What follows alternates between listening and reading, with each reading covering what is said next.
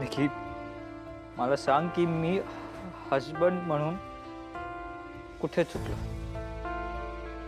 सांग. अजिबात नाही. असं का वाटतंय तुला? Rather your a perfect husband. नाही, निशिला असंच वाटतं. तिला वाटतंय की मी तिच्याकडे लक्ष देत नाहीये, तिला वेळ देत नाही, तिची तिची तिची काळजी घेत नाही. आता तू मला सांग, आज दिवसभरात मी तिला किती कॉल्स केले ना? उचलला तिने माझा एकही कॉल? एवढा राग? आणि मी तिला सॉरीच बोलायला कॉल करत होतो ना, मग उचलायचा तरी माझा कॉल.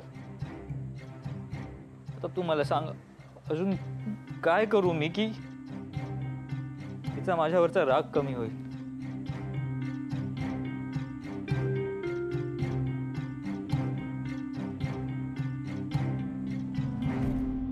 हे बघ नीरज, तुला माझ्या बोलण्याचं मी बी वाईट वाटेल. I don't care, but you have to accept the facts.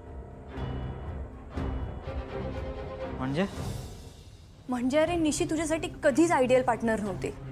Rather नाहीये. ती मुलगी वाईट आहे असं मला नाही म्हणायचंय, पण तिच्या आणि तुझ्या लाईफस्टाईलमध्ये, कल्चरमध्ये खूप डिफरन्सेस आहेत. तुम्ही ज्या ॲटमॉस्फिअरमध्ये वाढलात त्यातही ह्यूज डिफरन्स आहे. निशी कधीच तुझ्या लाईफस्टाईलला समजून घेऊ शकत नाही. तुमच्या दोघांचंही जग एंटायरली वेगळं आहे. एकमेकांच्या जगात तुम्ही कधीच कायमचे फिट नाही होऊ शकत. त्यात ती घरातून कधीच बाहेर पडली नाही आहे, त्यामुळे तिला बाहेरचं काम, कल्चर यातलं काहीच नॉलेज नाही आहे. म्हणून तर तू कितीही कामात असताना ती तुला सतत कॉल करून त्रास देत असते. म्हणजे यार अशी कुठली बायको वागते नीरज? बरं मला एक सांग, तुला तुझी पर्सनल स्पेस नको का? सारखंच तुझ्या लाईफमध्ये का लुडबुड करते ही मुलगी? मला सांग आता, कशी आहे तुझ्यासाठी ती परफेक्ट मॅच?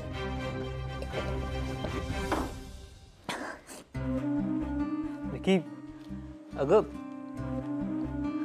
आमचं एकमेकांवर खूप प्रेम आहे आणि प्रेमाचा आणि ह्या गोष्टींचा काय संबंध?